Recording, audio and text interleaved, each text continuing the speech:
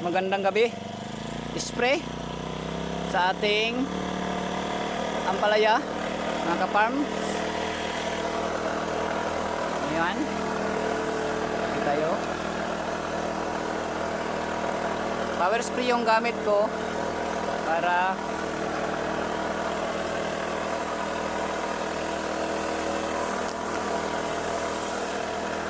ang in-apply ko ngayon, mga ka-farms, ito ay foliar at saka insecticide. Hindi natin banggitin yung ano kasi baka sabihin promoter tayo, kasi may mga bulaklak na kailangan na mag-spray. Ayan. Power spray yung gamit ko, mga ka-farms. So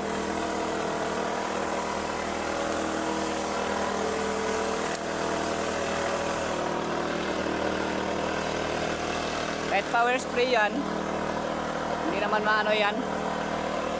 Control mo lang yung rotor nya para hindi malaglag yung mga bulaklak. Kung palakasan mo to is power spray, talagang malakas. Kasi magtaka kayo, mahina kasi power spray. Kaya na-control ko yung ano nya, yung rotor.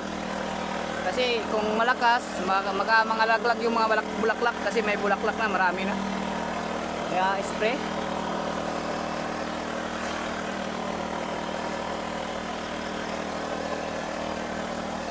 Baka magtaka kayo, gabi ang lagi kong spray. Subukan nyo, mga ka-farms, maganda gabi mag-spray. Talagang makikita mo yung natatamaan mo na mga insekto.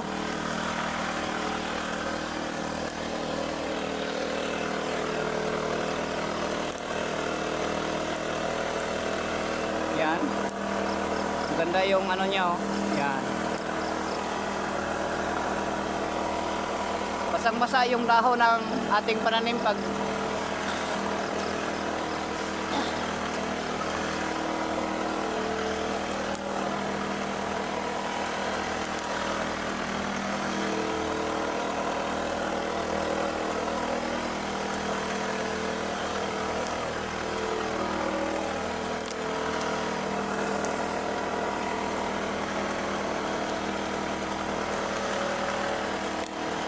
ito, mga ka-farm, survive lang kayo, follow, and para updated naman kayo sa ating upload, at saka malalaman nyo kung ano yung kalalabasan nito sa ating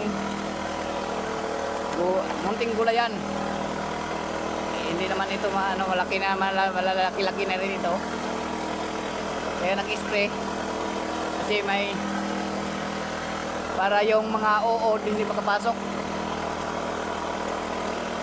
Mag-i-spray ako ng aking mga kagulay is 3 times, twice a week. Kung hindi pag twice a week, kaya naman tatlong apply pag-spray. Kung pagtingin kong may mga insekto talaga. Yan.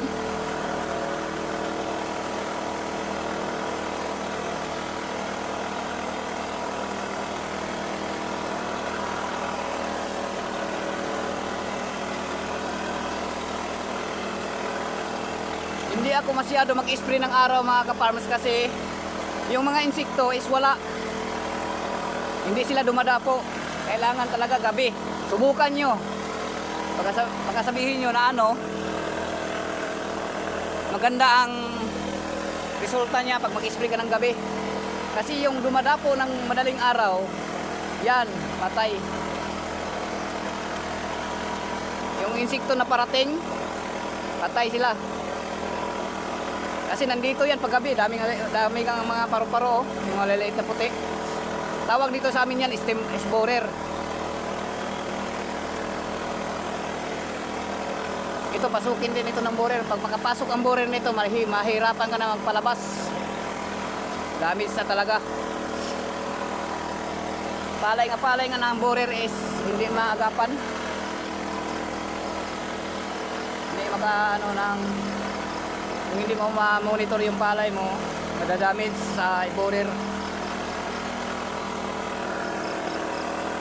Ayan mga ka-farms, pasensya na. Malikot yung aking video. Kasi walang taga-video.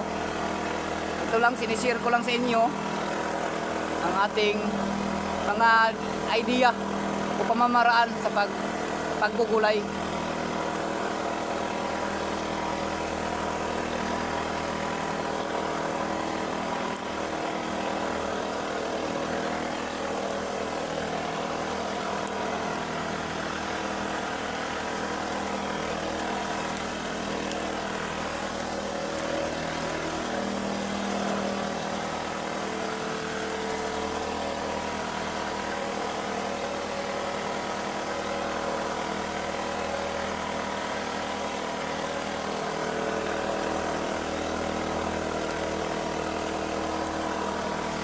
Hindi na masyado makita yung ating video sa parang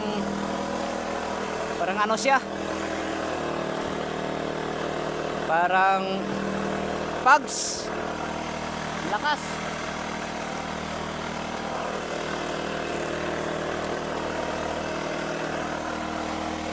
Hindi ko sinalihan ito ng mga kagulay, mga farms.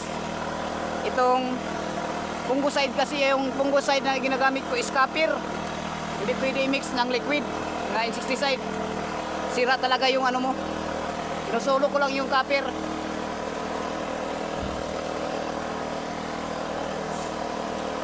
Pag copper base, walang contact yan. Pag copper yung ating fungicide.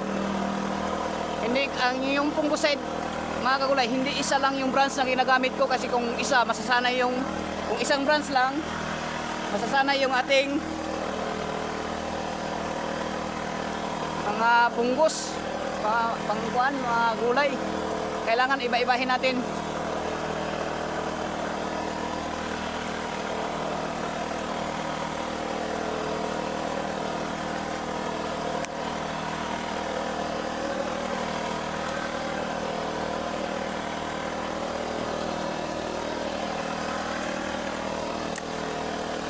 Yan, namarako yan Ginawan ko ng paraan para hindi masayang, kasi wala akong panghuli thumbnail, kaya ginawan ko ng paraan yung namamarako.